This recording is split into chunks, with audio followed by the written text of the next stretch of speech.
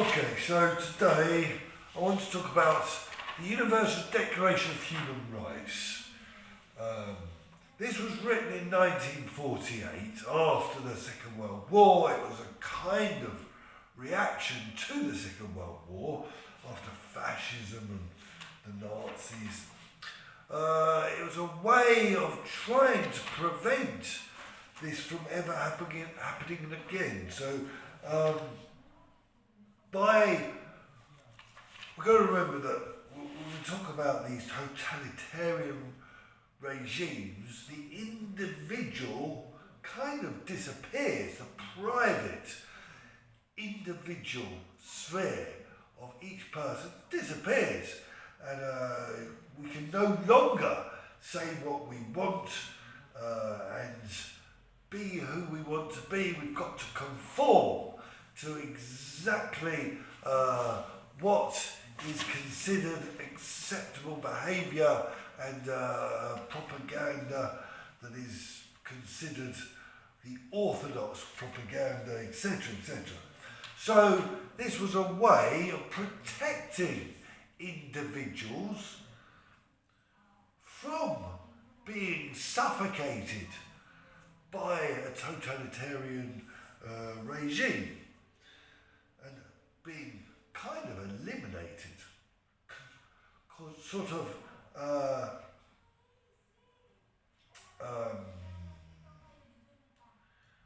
consumed by this. These rights are supposed to be inalienable, so they are part of us, without which we are no longer human. They are part of our human nature because they are our personalities. You know, my dog doesn't have a political opinion, doesn't have an opinion either, or freedom of expression of that opinion, or a religion, or you know, the right to go and marry and to work in this organisation, etc., etc. So, you know, this is part of us, and us expressing who we are intrinsically, who we are, what our authentic personality is. So they are considered inalienable. In fact, in the Italian constitution it says that la Repubblica riconosce I diritti inviolabili dell'uomo. Okay? It is basically saying that it doesn't establish these rights, it just recognises that they exist because they are pre-state, they are considered already part of us. And that also means that we can't give them away, so they can't be taken away because they are part of our nature, but we also can't give them away, otherwise, you know, we will be losing who we are and just become an extension of someone else. So, they are also considered universal. That means that they are for everyone. Obviously, if they're inalienable, they're also universal. If they're part of a human being, being a human being, they're also universal because we are all human beings, doesn't matter what our nationality is or where we live. So they are considered to be universal. But this is a little controversial because some ethnicities and religions even find this controversial, disagree with this. For example, some Islamic cultures say that you shouldn't be able to criticise religion, whereas according to this Universal Declaration of Human Rights, you should be able to criticise religion. Or, for example, another example where it's controversial whether it's universal or not, is the communists. The Soviet Union wanted more obligations by the state to provide, food, shelter, and the basic needs and the social rights, like jobs. Whereas, as Roosevelt, Eleanor Roosevelt, who actually was leading this drawing up of this declaration, she said, no, these are for individuals against the state, to protect them against the state. So they're not really about, the state having obligations in a kind of forced way. It isn't a law. This declaration isn't a law. It's a declaration by the General Assembly of the United Nations, which means it's non-binding. If it's a resolution by the Security Council, it can be binding.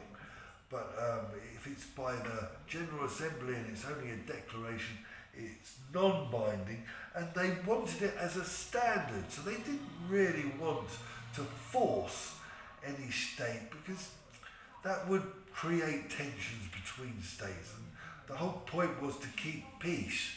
So they wanted it as a standard, a kind of beacon of light for us to try to achieve.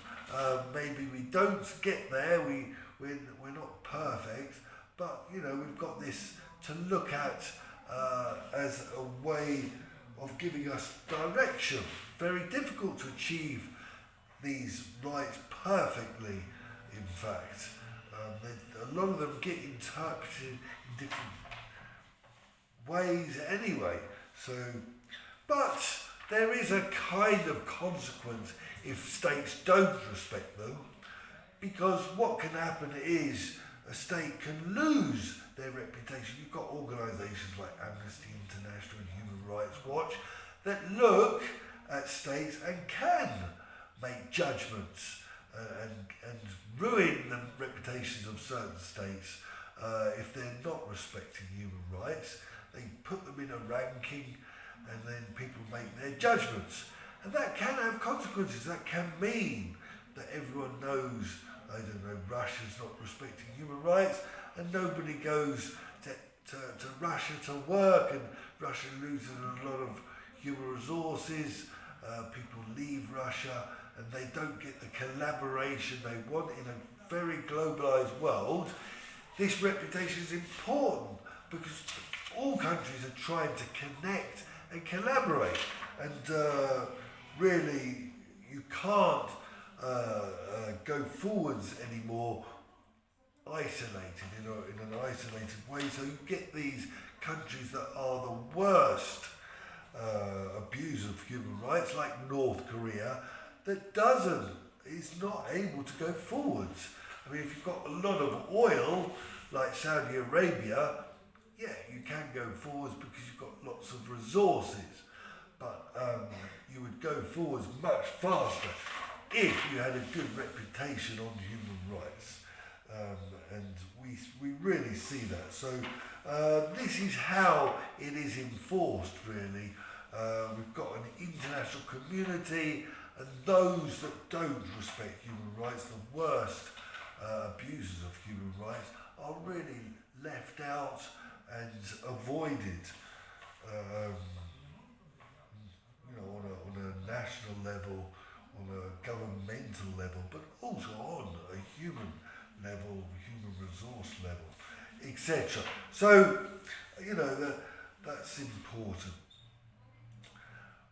So it's inalienable, these rights are inalienable, universal, but also this document is indivisible.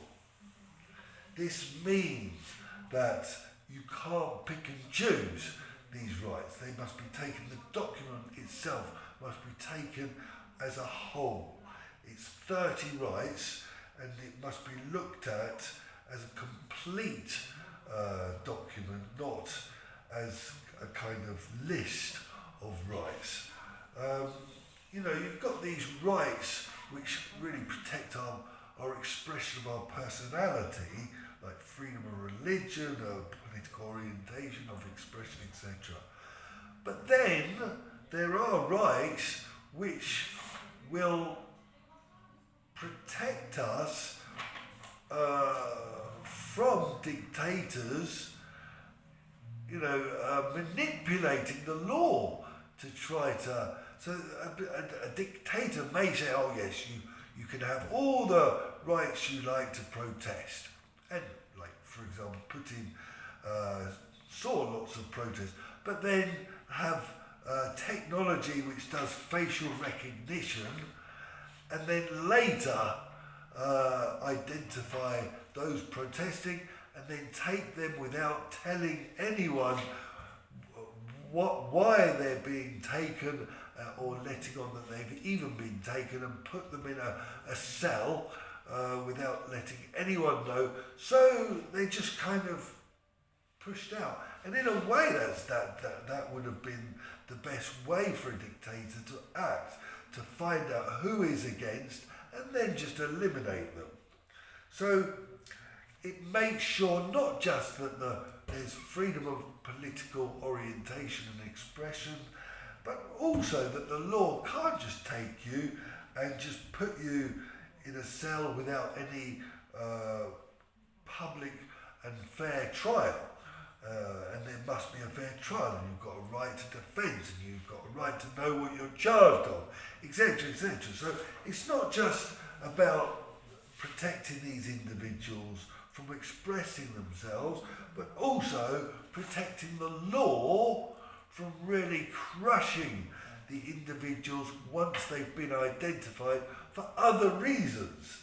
So the law can say, instead of you're under arrest for protesting, it can say, no, there's no problem with protesting, you're under a law for something else.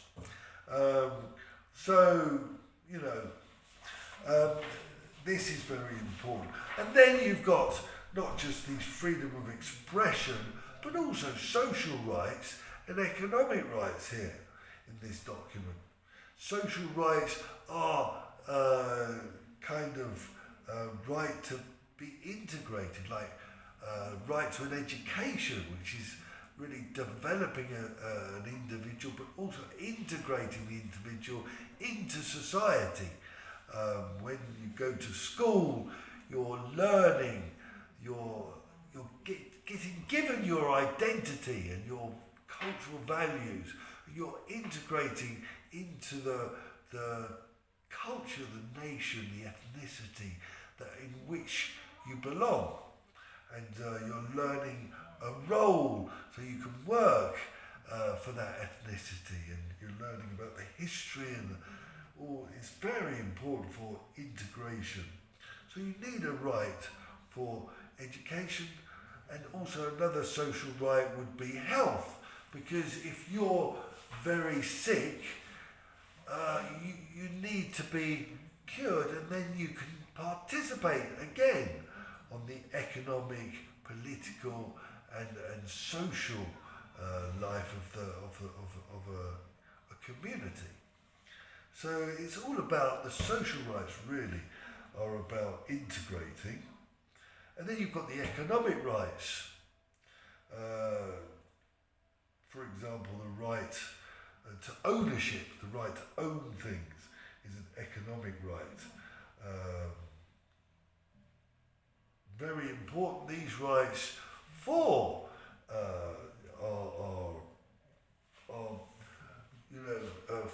identity. If it's just public ownership, the public, the government, the authorities would have a lot of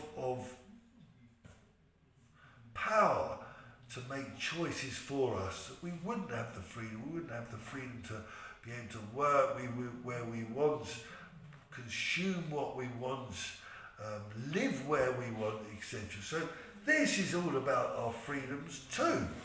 So you've got all these economic rights. Some people say that work is a social right, which it is kind of, because it integrates you, but it can also be seen as an economic right too, because it makes you independent too, in a way. Giving you money means you can make choices. So it can be seen. In Italy, work is seen as both social and an economic right. So it gives you economic freedoms, but also integrates you into society. So, the preamble. The preamble is the kind of objectives, what it is for this document. So it kind of describes what it's for. These rights are supposed to be the most fundamental mark of our progression. Okay, so if you progress with these rights, we will be progressing in all other aspects.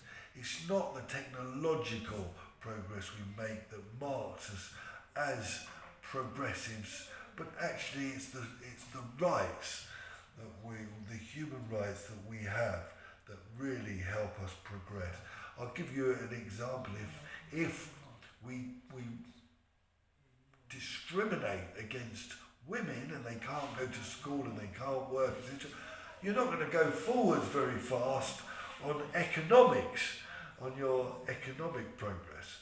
So, and also if you discriminate against blacks or whatever, you're really leaving out a huge chunk of your human resources, and also the creativity, because all this diversity really does mean we are enriched and can produce something very creatively. And the same with politics.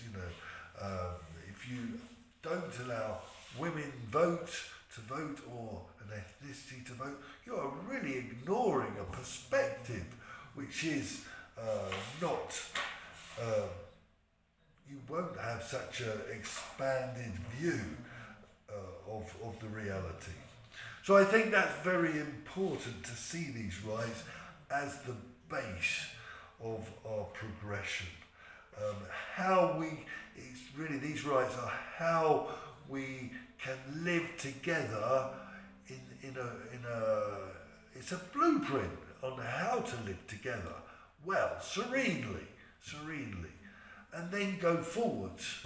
You're not going to go forwards if there's lots of conflicts and civil conflicts and even conflicts with other countries and tensions.